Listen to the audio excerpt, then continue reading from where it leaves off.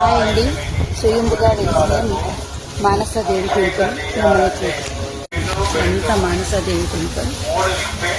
ఇక్కడ 108 శివలింగాలకి అభిషేకాలు జరుగుతున్నాయి. ఇలా అభిషేకించుకుని ఇలా మానసదేవి మొత్తం స్వయంభుగా వెలిసిన మానస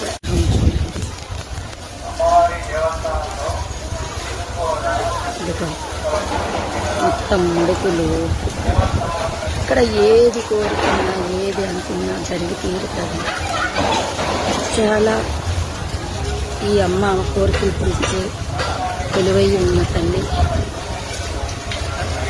ఇదే మానసదేవి తల్లి.